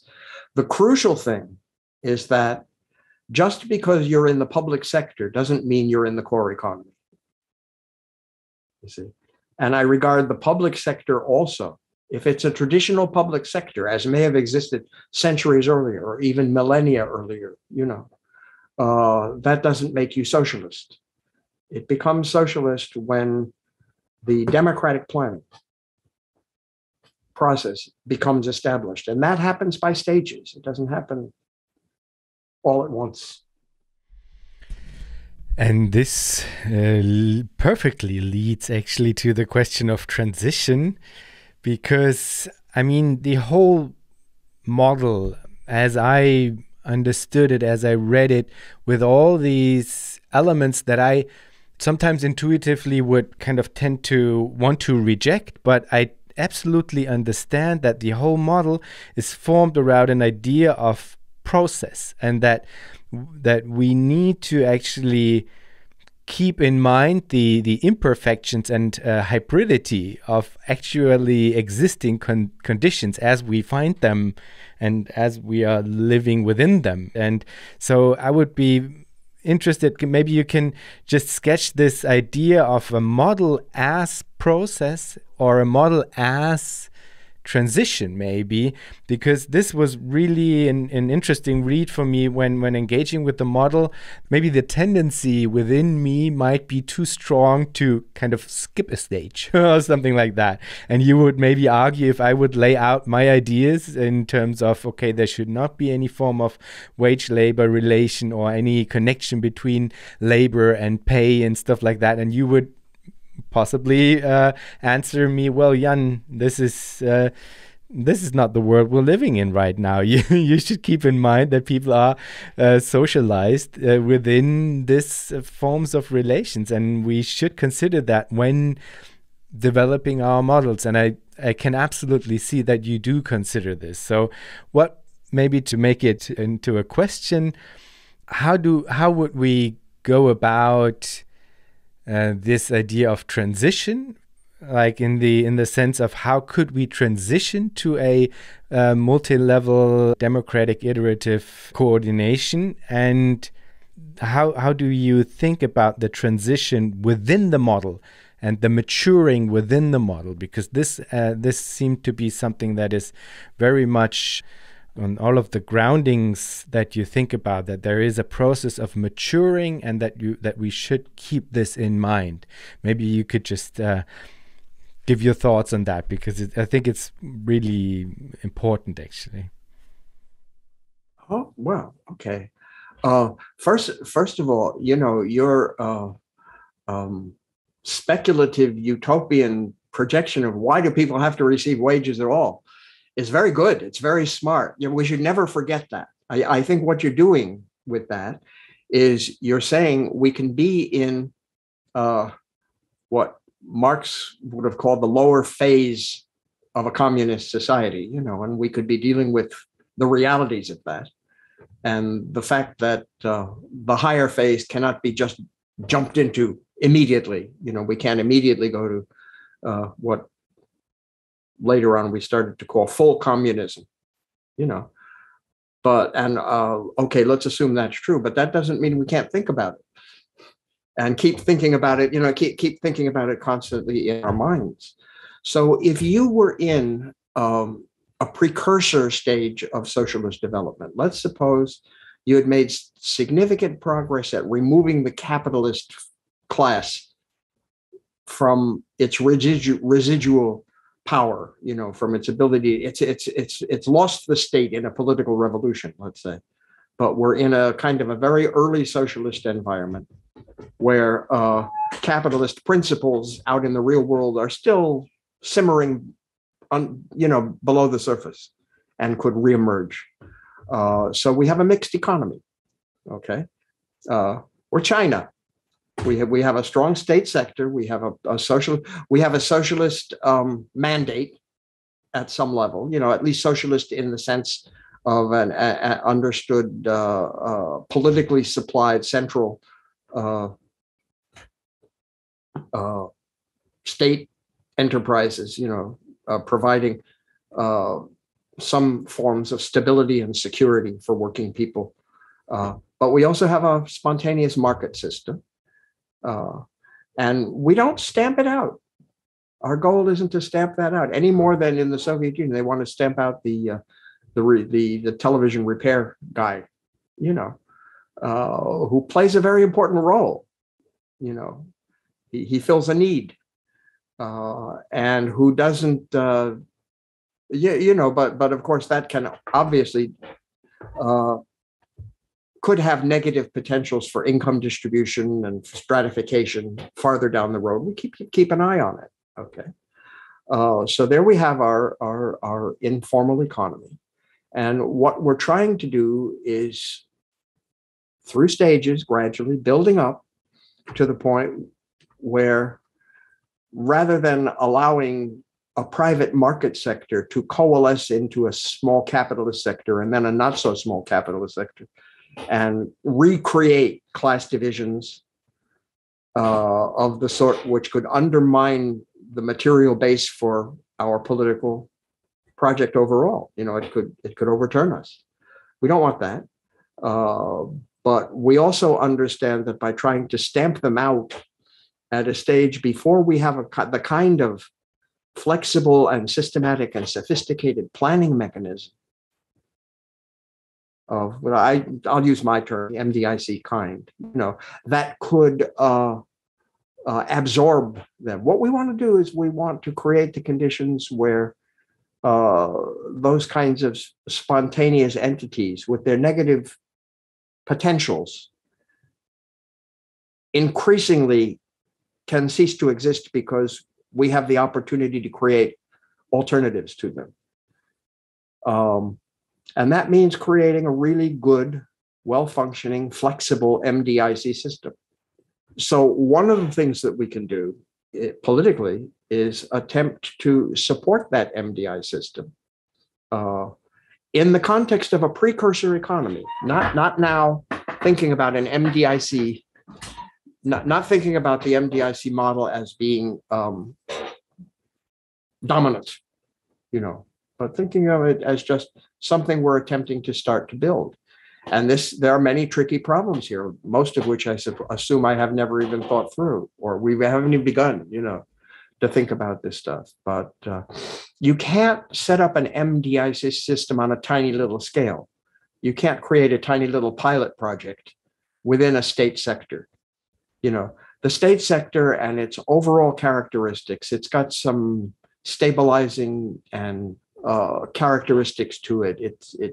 And probably also some economic advantages. It has economies of scale, that you can draw upon for society as a whole. But it also creates huge bureaucracies, which have their own little centers of power that begin to develop, and it creates bad politics internally within it.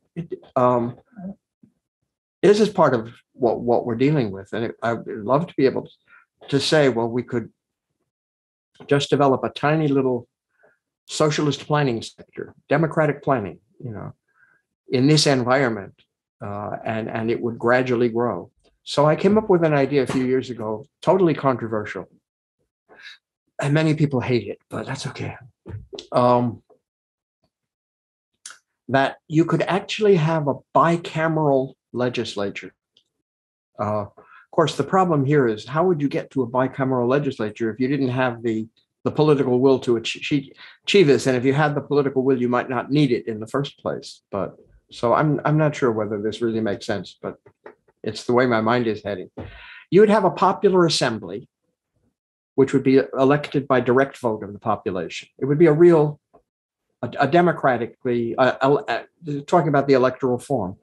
And you'd also have another house of the parliament, which would be a core economy council. And to elect representatives to the core economy council, you have to work in a core economy enterprise. You have to be part of the core. So if you are a core economy council enterprise member, you vote for the core economy council, but you also vote as a citizen. for the popular assembly. Other people who work in the private sector or also the informal economy just vote for the popular assembly. Now, in a society where electoral traditions are very strong, if you go to Western Europe, the United States, in these kinds of societies, some kind of a bicameral legislature of that kind, existing temporarily, might be a useful way to go, because it provides an additional incentive so that we're an enterprise, and let's say we're privately owned, or maybe we're a state enterprise, but not part of the core economy, and we have meetings, and it can be pretty contentious meetings. It can be difficult meetings at which certain people say, look, we should be part of the core economy. We should apply for membership in the core economy. We should become an enterprise that's part of this iterative planning, democratic iterative planning mechanism. We should, many advantages to it. Now, in addition to the economic advantages of the resources that you have available, and you might have expertise of the central planning folks, can come and work, be in residence with you, help you develop your computer systems, connect you to the intranets and internets, that run the whole thing, on the basis of which internet doesn't run it, but it's a tool for running it. And participation in some of the deliberations and the meetings of sub-bodies within the planning system. You have a lot of connections. But in addition, you can vote for the Core Economy Council. You get to vote twice. It's just an idea. I don't know. There are you could get into a low-level equilibrium trap kind of a situation. You could get into a situation where the resources to push you past that threshold where the core economy begins to be able to become dominant simply by demonstrating its superiority. By demonstrating its superiority as a mechanism for ensuring democracy, human development, the whole thing. So the core economy isn't quite strong enough to do that. And you have a private market sector with various divisions within it. You may have a cooperative sector, and you may have a state sector, which is not part of the core economy, but which exerts a strong political influence on the society. But people who operate within that, the mandarins, right? They like their power. They like being where they are. They also recognize that their power is constrained because of the existence of these other forces. It's kind of like a political stalemate. And how do you move beyond that stalemate and get to the point where the core economy can develop? But I'll finish by saying the core economy in principle should be able to pick up those informal sectors. It should be able to absorb them. There's no reason, for example, why there can't be consumer good repair collectives that form and that are superior to individuals working by themselves and in isolation, in ignorance of who their potential market is and where people can't find them, and I can give you plenty examples of where spontaneous market mechanisms produce non-optimal results, even in the narrowest terms, in the narrowest terms of the most efficient way to accomplish some task, So you can do much better by forming collectives and operating as a non-core collective, subject to rules. I mean, there are going to be rules regarding wages, regarding health and safety. All of that is going to be there. But and eventually applying for membership in the core economy, which you could obviously do. And there's no reason why the MDI system couldn't incorporate everything that we now think of as agriculture, services, and so forth and so on. There's one more issue which I could talk about, but I won't. I'll stop, and that's entrepreneurial labor. What do we do about entrepreneurs and innovation? But maybe we'll do it another time. Well, I mean, we already covered a lot of ground, and before we finish up, I just wanted to give you the possibility and also simply hear about it.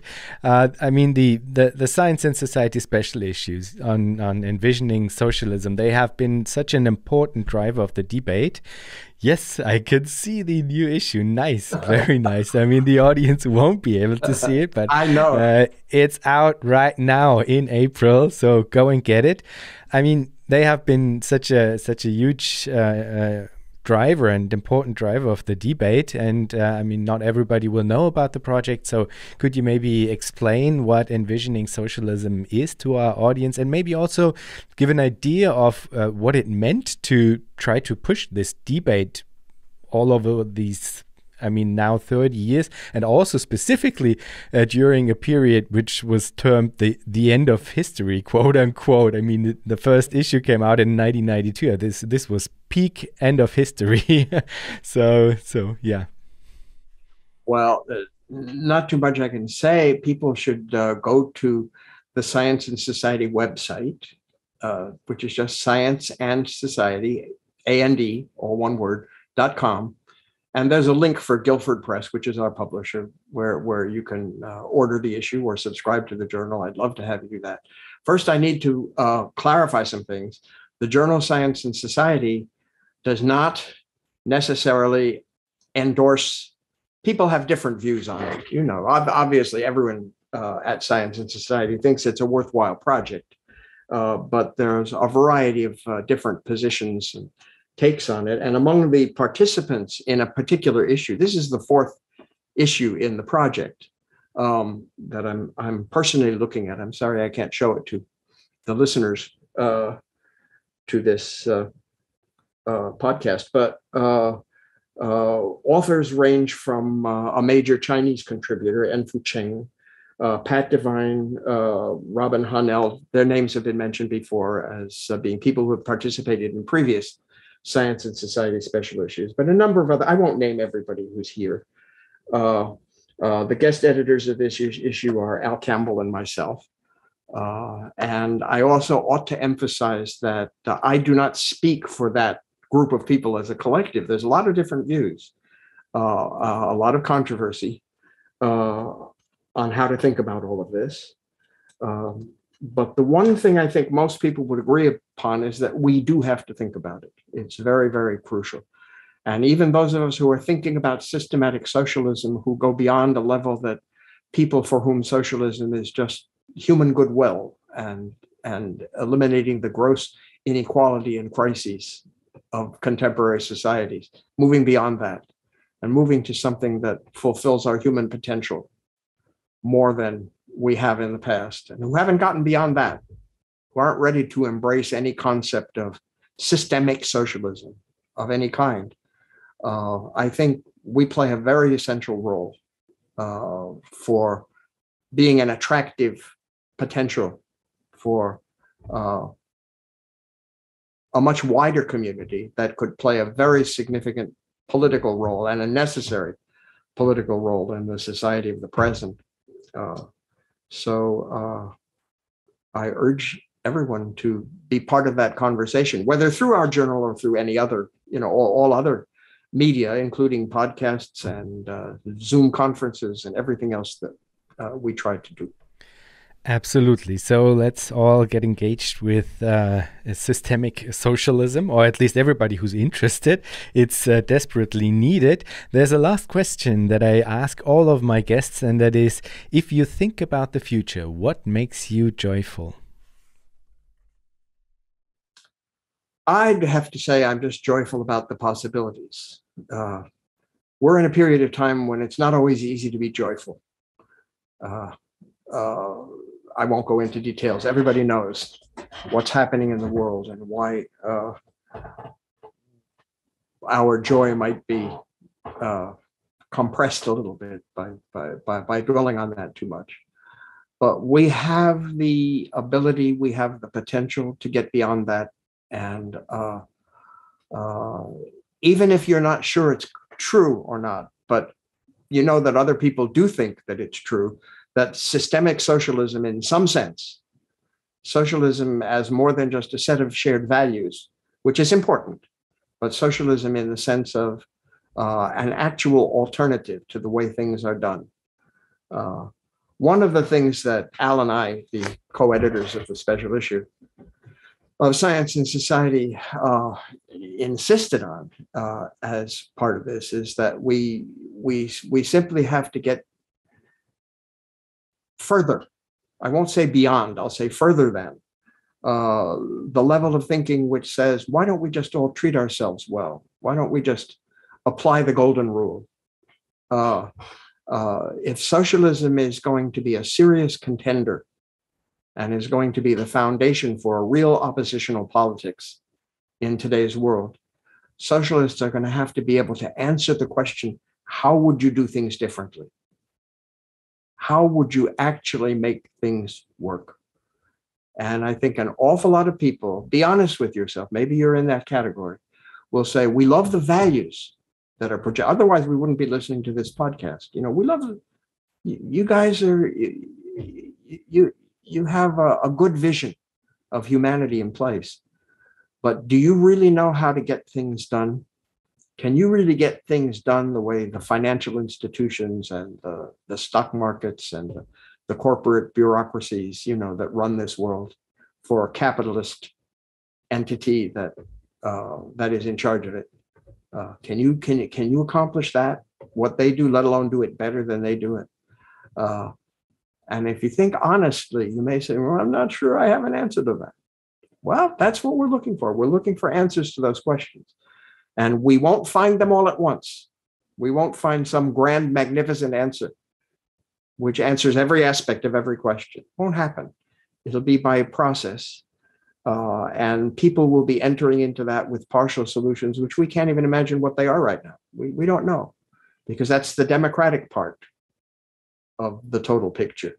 You know, we need those inputs, even though we don't yet know what they are, because they will help us to form continuing, not complete answers, but continuing answers to the questions of how we can get on with developing everything that human beings are capable of being.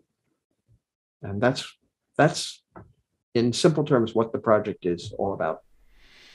Awesome. David, thank you so much for taking the time and being part of Future Histories. All right. So long.